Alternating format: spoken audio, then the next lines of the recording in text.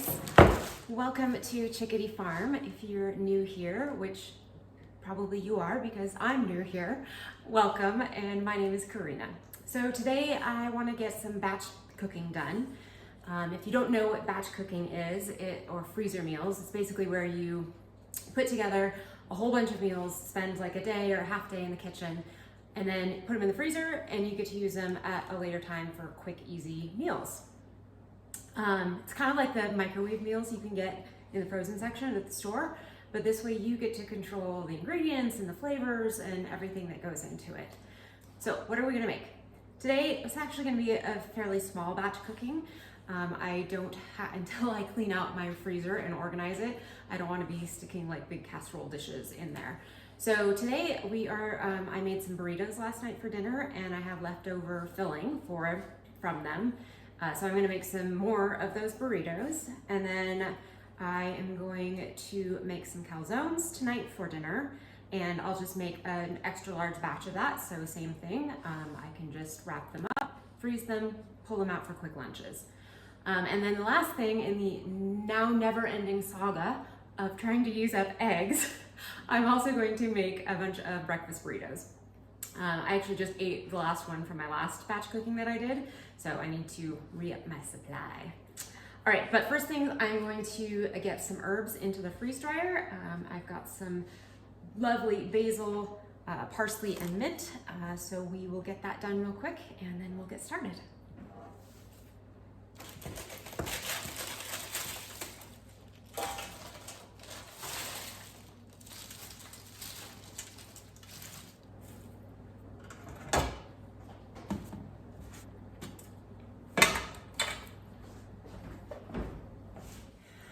Okay, let's get the dough going here. This is a recipe I've been using for years for pizza dough, and I actually got it out of the Joy of Cooking cookbook. And it's super simple, it works really well, so why change it, right? All right, so first thing is we need to get our yeast going, and then we can start putting flour and other stuff in. Right, actually we need to feed my sourdough really quick first because I want to use the cast-offs from it in this recipe. So let's get that done really quick.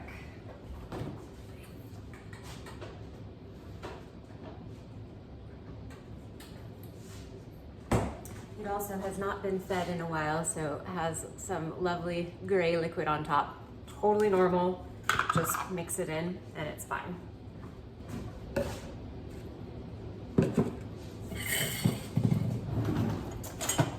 So I like to do mine via weight, and I always do.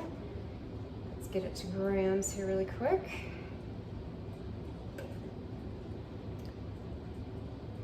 Basically just 100 grams each of starter, water, and flour.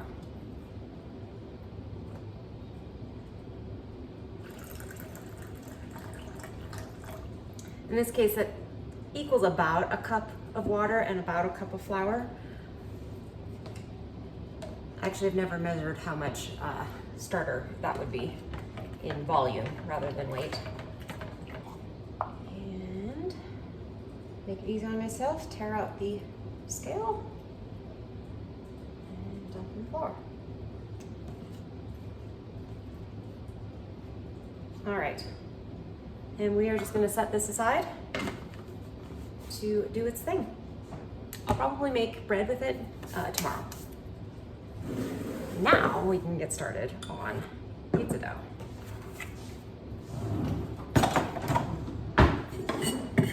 I actually do this one by volume, except for the starter. I just use whatever I have left over.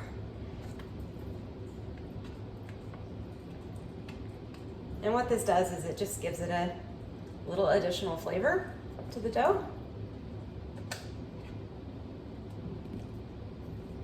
But it doesn't help with the rise or anything like that. You still need to use just regular yeast for that. So let's get the yeast blooming. Okay guys, I lied. It actually is from my Fanny Farmer book, and I wanted to just make sure, this thing's falling apart, it's quite old, that I was giving you the correct volume measurements for this. I always just kind of do it by feel, so I didn't remember what exactly the measurements were. So this calls for 1 1/3 cups warm water, 1 package of dry yeast, 3 to 4 cups of flour, olive oil, and 2 teaspoons. And in the directions for the olive oil, it actually says 2 tablespoons of oil. So I'm actually gonna make a double recipe of the dough. And I'm going to start just getting some yeast going in a 1/2 cup of water. So a package of yeast is 2 1/4 teaspoons. So we need 4 1/2.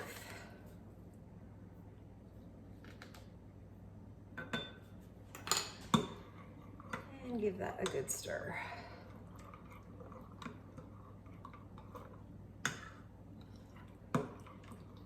And we'll just let it sit here and start to dissolve and get all foamy. And while we do that, let's get our flour in.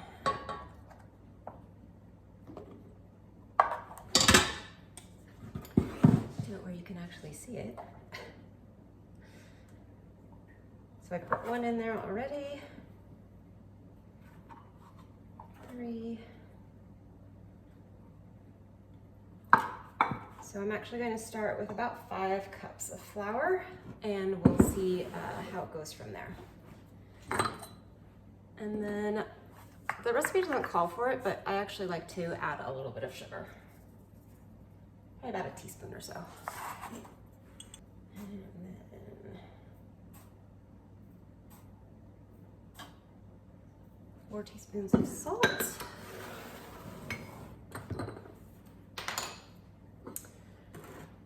All right, the yeast is nice and foamy now, so we're going to get that in and the rest of the water.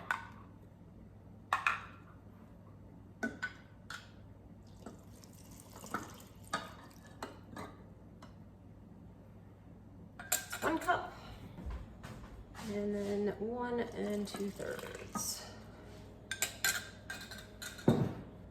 Okay, we're gonna get started with it mixing, and I'll come back when we're ready to get it rising. All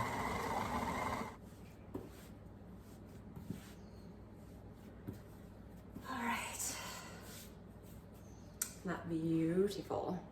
All right, we will just use the pan that we mixed it in, pour some oil in the bottom. This is so the dough doesn't form a skin while it's rising. You just put it in there and slop it around in the oil. And then we will cover it up and let it rise for probably about an hour or so. Goodness, it's getting a little warm, so I'll have to take my hoodie off. All right, so next we need to get all the rest of the ingredients out for the burritos, the 2 different kinds of burritos, and get going on those.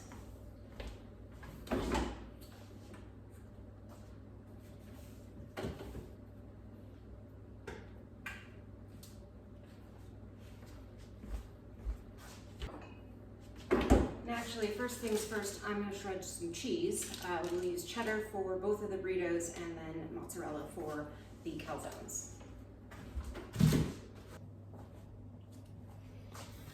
Going to use the handy dandy food processor to get the cheese all shredded up, since it's quite a lot.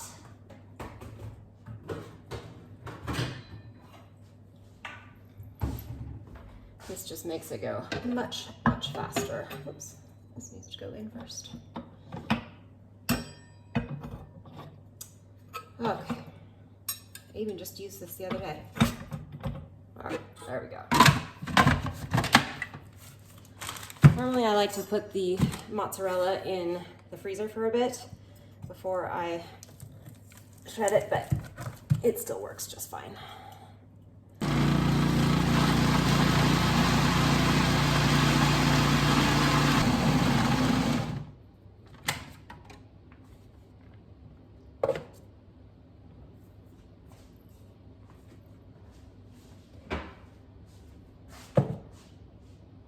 know this looks like a lot of cheese, and it is a lot of cheese, it's a pound, but I will just freeze whatever I don't use.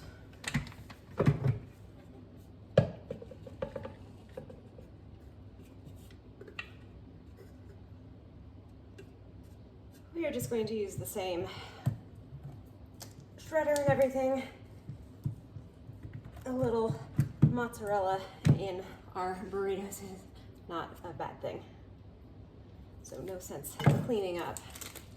This is one of the reasons that batch cooking is so nice, because you can, if you're doing recipes with a lot of like ingredients, then you're only dirtying this one time, right? So you don't have to get everything out and get it cleaned up after, put it away, get it back out.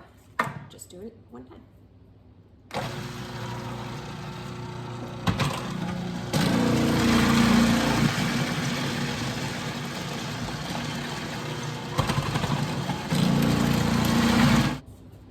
All right, both cheeses are done. Next up. All right, first things first, we will get the sausage started cooking. And then while that is cooking, we can crack the eggs.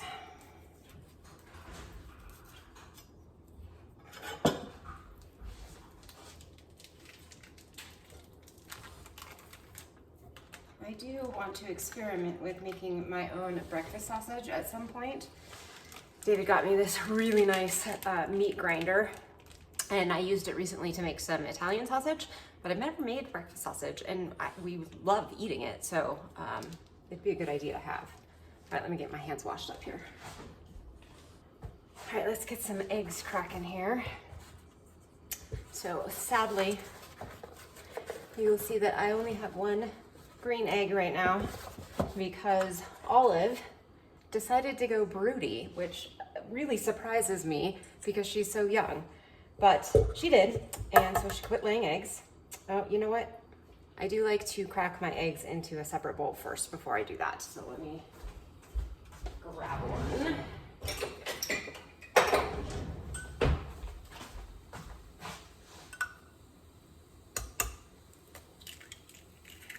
Anyway, so she went broody, and I wasn't convincing her that that was a silly idea.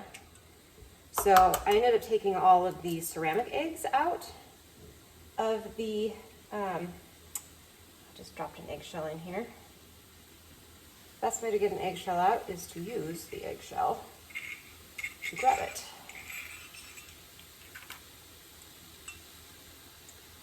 Anyway, took all of the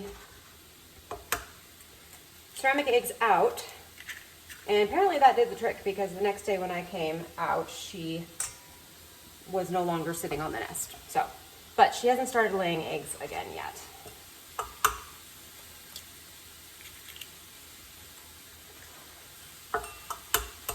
Some of these guys are still pretty small, so I'm going to do quite a few of them.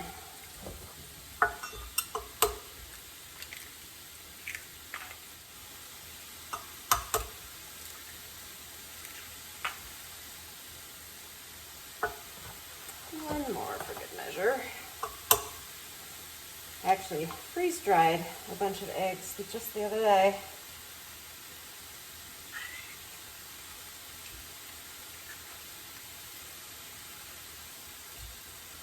I freeze-dried an entire dozen, no, more than that, probably, I think almost 2 dozen eggs, and I still have had 2 dozen left.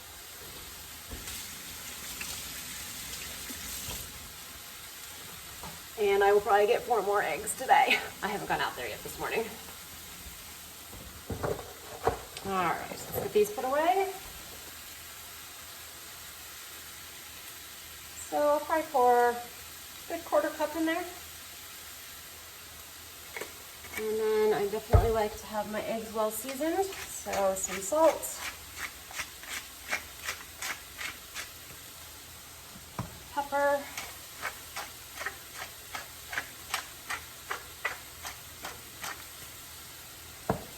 and then I, for some reason, love dehydrated onion flakes.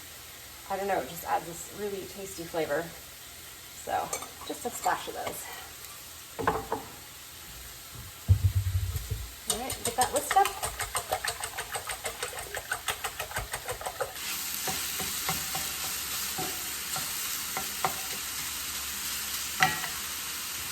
Turn those down just a little bit and then get started on the eggs as well. I always like the wrong burner over here.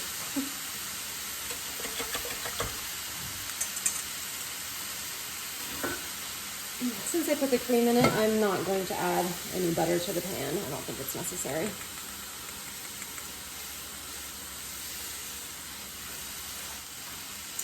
All right, and we'll just let these cook at a nice low temperature. And probably I won't let it cook completely through, even though I cannot stand runny eggs of any sort. It will get recooked when it goes into the microwave. So we'll kind of let it soft set, basically.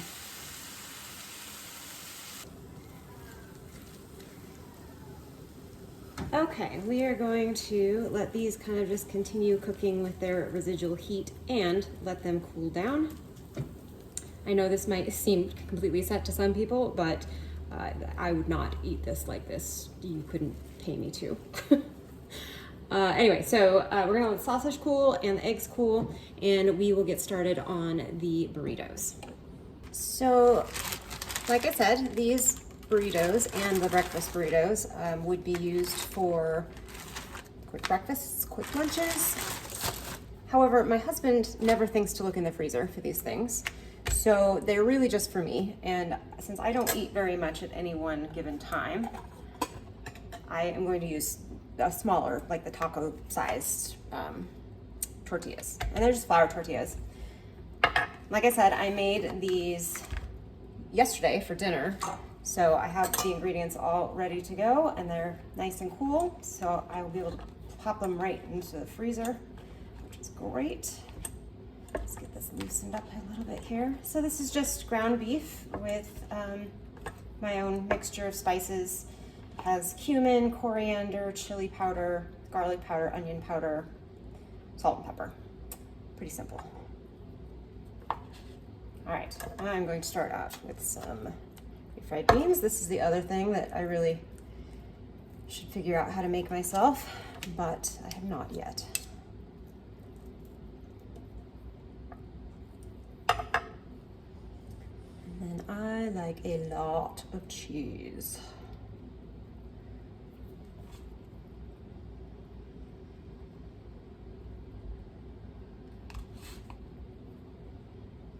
And more cheese on top for good measure.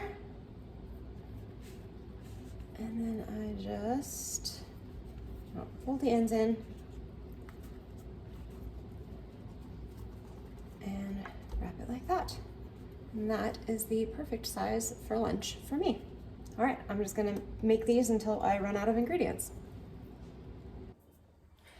I completely miscalculated how much cheese I will need. And yeah, so this is from all that's left from doing the burritos.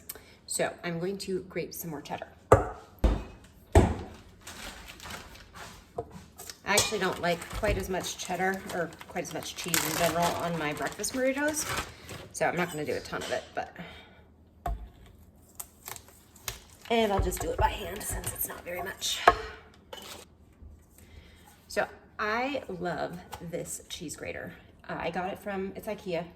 Yeah, it's IKEA. I think you can get them pretty much anywhere now though. I've had it for many, many years and I love it because this has like a rubber gasket kind of thing on the bottom. So it sticks to the counter perfectly well.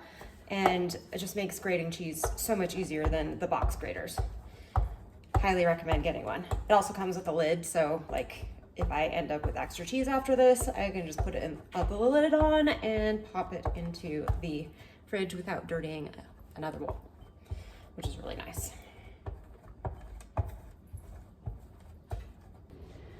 All right, so basically same thing, just grab some eggs, grab some sausage, a little bit of cheese, and you got it good.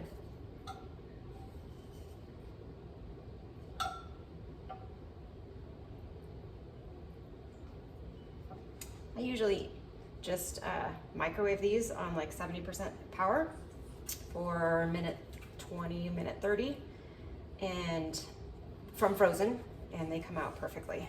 Oh no, that tortilla just broke. Oh, that's a bummer. Well, we will maybe eat that tomorrow.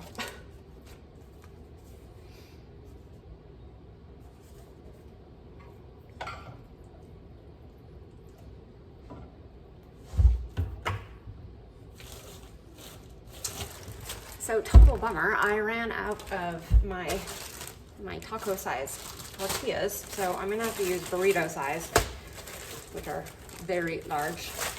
So I don't know, maybe I'll just cut them in half and eat half one morning and half the next. But that's definitely would be way too much for breakfast for me.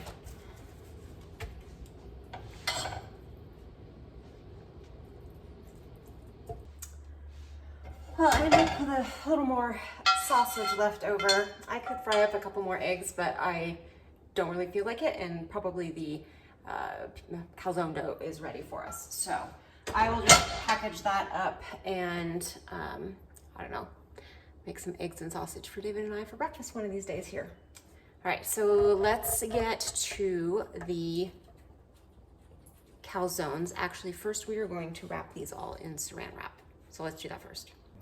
All right, so we ended up with 7 of the breakfast burritos, and like I said, I'll probably end up cutting these in half because they're way too big for me as they are. So more like, well, not twice that, but more. And then 9 of the lunch burritos. And the last one ended up being just beans because I ran out of the taco meat, but I actually really like bean and cheese burritos just as much, so it's fine. Gonna get these wrapped up and into bags and into the freezer.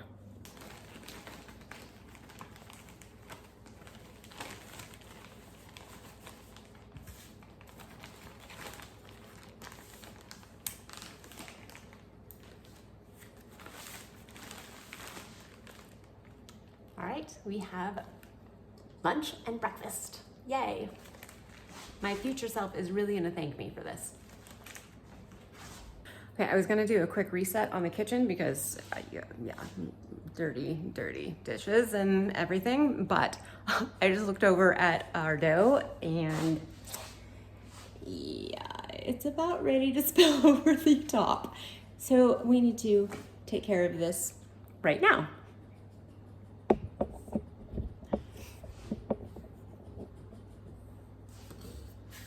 All right, I'm just gonna get this dumped out. Holy moly. It is beautiful though.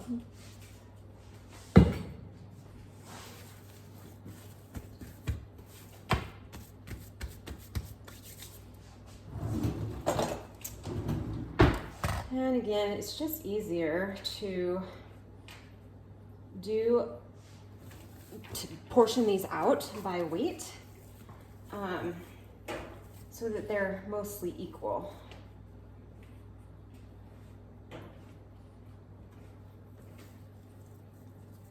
All right, so I am going to make the dough balls 150 grams each, which will give me about 13 calzones. I always tend to make them I like roll them out too thin. So I'm gonna try putting a little bit more dough in, making them about the same size, but it'll be a little bit thicker because they tend to burst in the oven when I roll them out too thin. So we are going to make 13 150 gram balls of dough.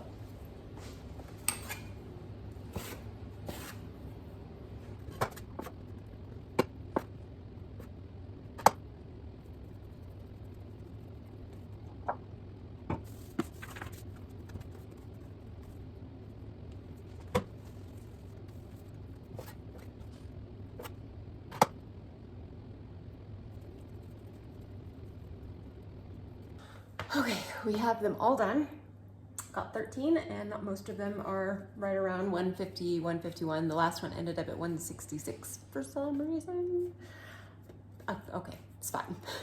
I'm going to let these rest here for a few minutes while I whip up a quick batch of pizza sauce.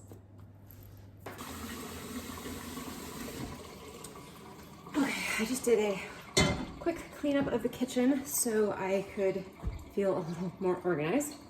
Filled up the dishwasher, got the sausage put away, and we'll just get this pan dry and oiled really quick. And as that is happening, I will get out the ingredients for, what am I doing? I'm doing pizza sauce. I will get out the ingredients for the pizza sauce. Okay, this is a super simple recipe. Actually, it's not even really a recipe. I just throw a bunch of things in the pot and cook it down a little bit. So we'll start with some onion. Just using up this leftover that was in the fridge. I like to chop it up pretty fine.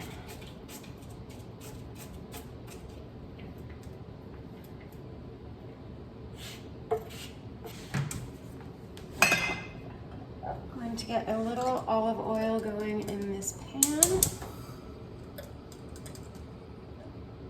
And get the onions cooking down.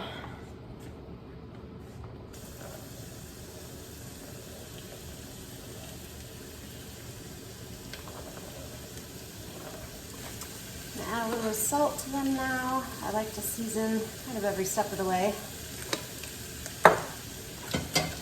And we'll probably add more later, but we'll do that to taste after everything else is in.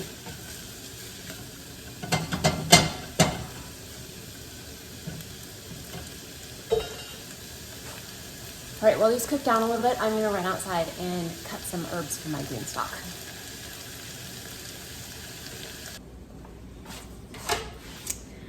Look at these gorgeous herbs. It's one of the reasons I love summer and gardening is to be able to just walk outside and get what you need. There was a little spider on it. Fresh is amazing. It smells amazing. But since there was a spider on it, I'm going to give them a quick rinse. All right, so we have a bunch of parsley, oregano, parsley, some thyme, and a bunch of basil. So we'll get this all chopped up as well. A great trick for quickly and easily getting leaves off of your herbs is just hold it at the top and slide your fingers down backwards, and they'll just come right off.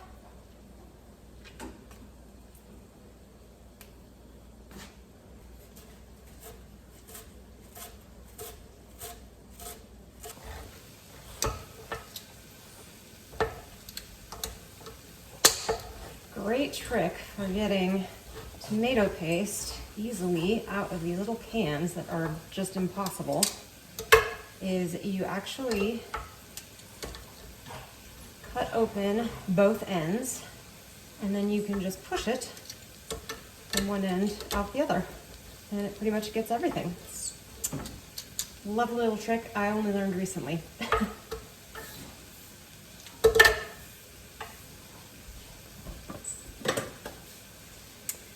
All right, onions are getting nice and translucent here. I'm gonna add a little bit of fresh garlic as well, so I'm gonna get that chopped up right now.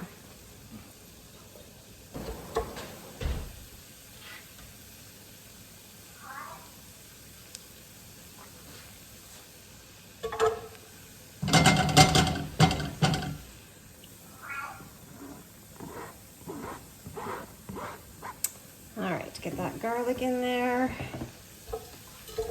and just let it heat up for a couple seconds. That was about 4 cloves of garlic. They're pretty little, but we love garlic, so the more the better for us.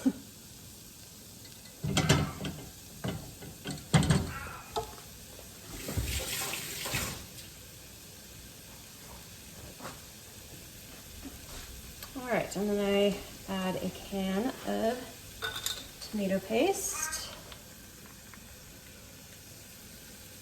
See, isn't that just the easiest, coolest thing ever? You know, digging around with a spoon, trying to get every last little bit. So I like to add the tomato paste by itself first, just to kind of cook off a little bit of the tomato flavor, the really strong tomato flavor.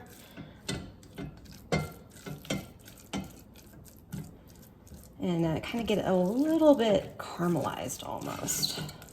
Turn the heat up a bit here.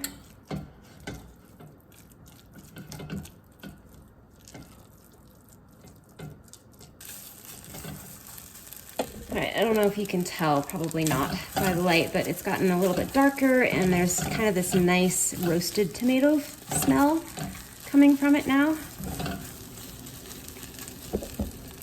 This also kind of, I think, it allows you to not have to cook it down as long.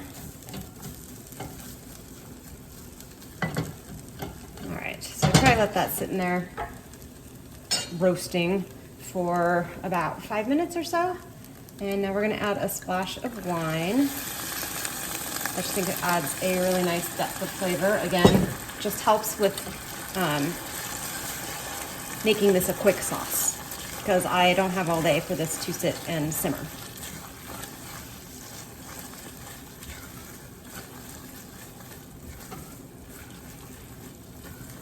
That worked in. All right, and now tomato sauce, just a normal 15-ounce can.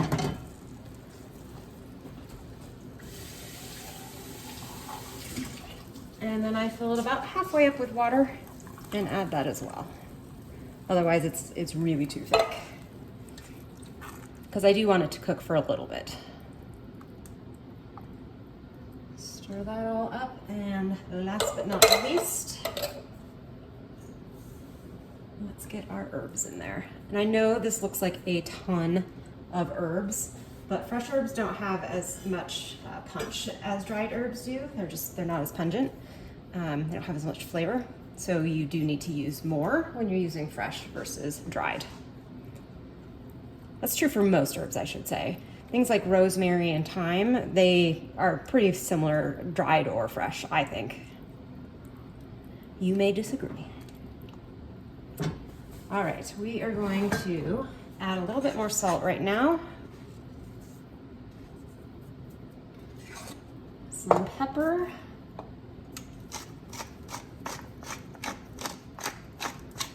Good amount of pepper. And then we do like a little spice in our sauces. So we're going to add a little red pepper flake, just a pinch. I don't want it really spicy. Turn that down before it starts spitting all over me. All right, and now I'm just gonna let this simmer here for about 30 minutes. And we'll come back, give it a taste test, see if we need to adjust any of the seasonings. Okay guys, while that is simmering, I am actually going to go sit down for a few minutes and rest my feet, maybe have a nice coffee, and then I will come back and we will get started on prepping the innards of the calzones. So I'm just keeping it pretty simple. I'm gonna do pepperoni and artichoke hearts and probably some banana peppers. And then we are the fans of pineapple on our pizza or calzones. So I'm gonna be doing ham and pineapple as well. But right now, I'm gonna take a quick little break.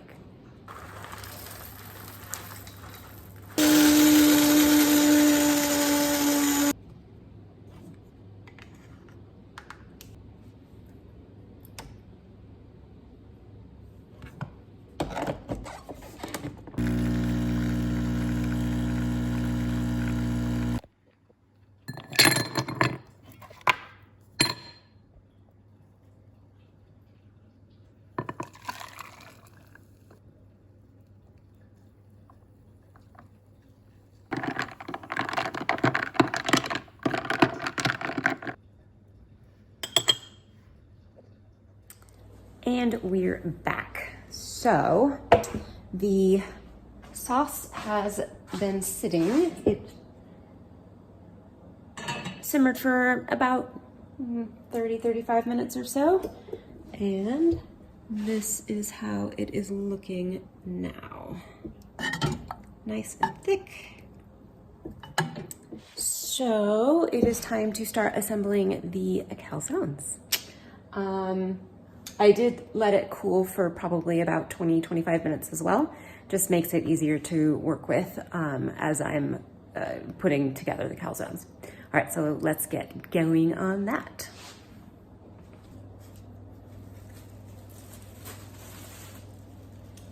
So as you can see, my dough has raised significantly again. So I'm going to just punch them down one more time while I gather up the rest of the ingredients.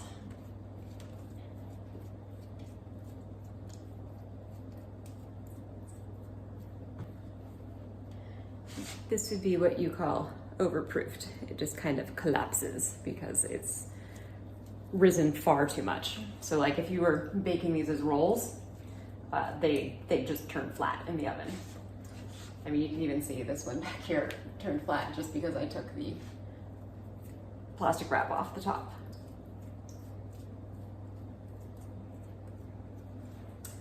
But the cool thing about bread dough, yeast, is that you can punch this stuff down again and again and it keeps rising. I'm sure at some point it would stop, but as long as there's food for the yeast, it's gonna keep doing its thing.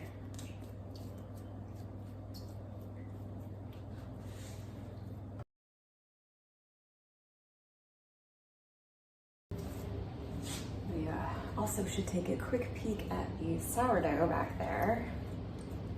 You can see how much it has risen as well.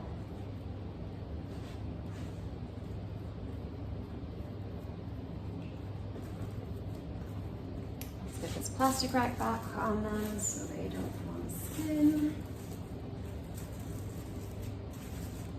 Okay, quick look. So we started probably right about here, and now it's risen all the way up to here.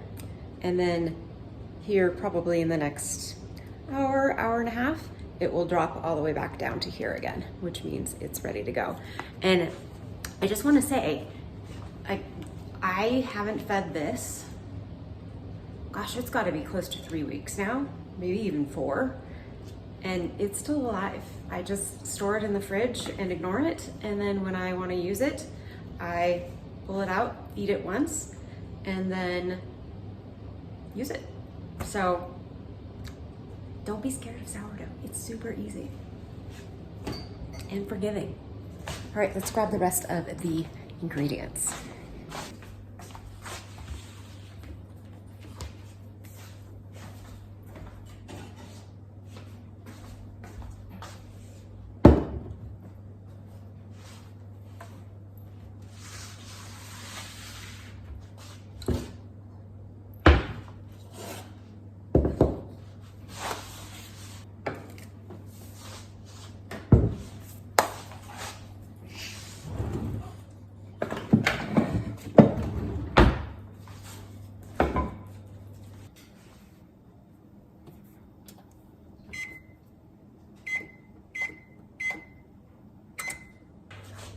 Okay, I think we have everything ready to go. Our dough is right here beside us, and I will get started getting these assembled. Start off by putting a little flour on the board. Don't want very much because you want the dough to stick slightly to the counter. Otherwise, it'll just keep springing back.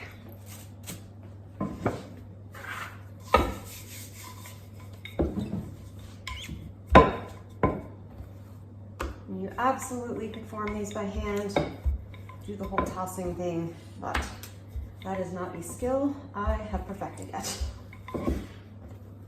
And quite honestly, I just never have wanted to.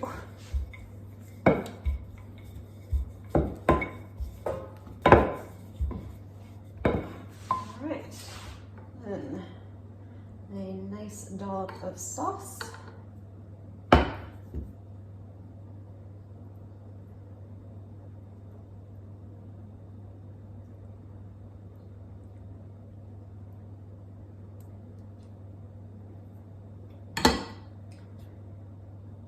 bit of cheese on the bottom.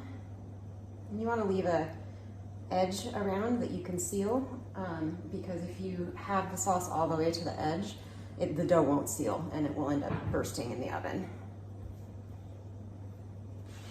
All right, let us start with pepperoni.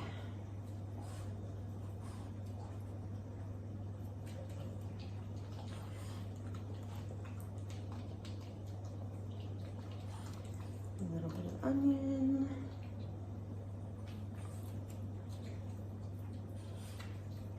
And some banana peppers. And this big chunk of cheese. And you just gently lift this and pull it over. And then I just do a little rolled seam, I guess you'd call it.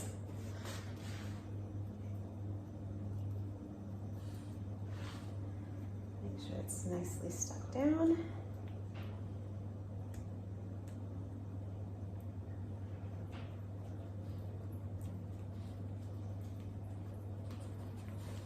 And then transfer it to a pan. And easy as that. We'll put a little pepperoni on top of it to let us know which kind is which. All right, so now I'm just going to make 12 more.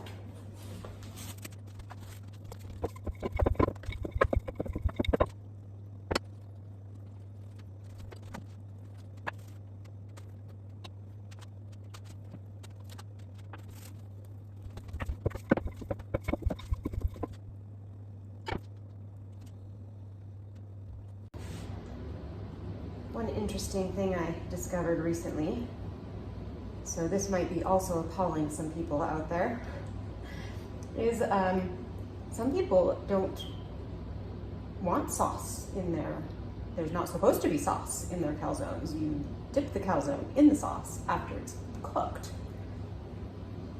Well, I've never heard of such a thing. We've never done that. I've never been to a restaurant that did that. I think maybe it's an East Coast thing? I don't know. Let me know if you know.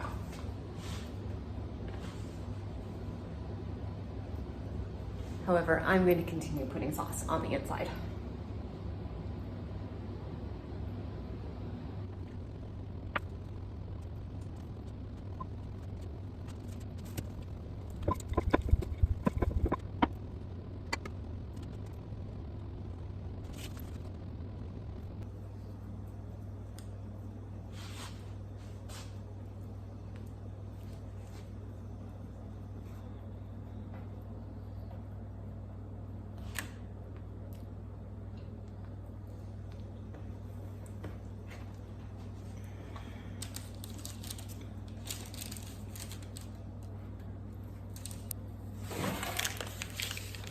Okay, into the oven these go.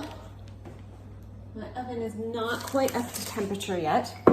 I'm baking at, as you saw, 475 for probably 15 minutes or so. I vastly underestimated how much filling I would need for these. So I still have 6 dough balls to go, and I don't have very much of my stuff left. So I think what I'm gonna do is I'm going to refold those up, so get all the air out of them again, and then put them on a tray and just put them in the fridge. And I will finish these tomorrow because I think I'm gonna have to run to the store for some more of the pepperonis and probably the ham, maybe even the pineapple. But it's okay because only 2 trays fit in the oven at once anyway. It's close to dinner time, I'm hungry, so I think this will be just fine.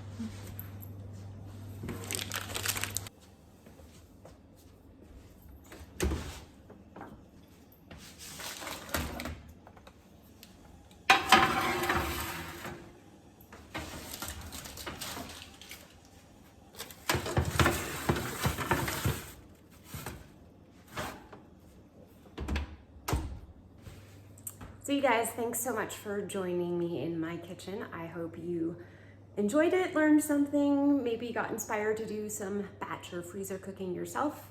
Trust me, it is a lifesaver sometimes when you just don't want to cook dinner or try and figure out what to make for lunch, and you can just pull it right out of the freezer and pop it in the microwave.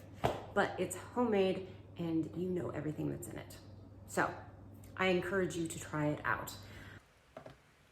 Unfortunately, the rest of that goodbye got cut off, so as you get a glimpse of the final product here coming out of the oven, I just wanted to say thanks for joining me, and I really hope to see you again soon. Have a great night.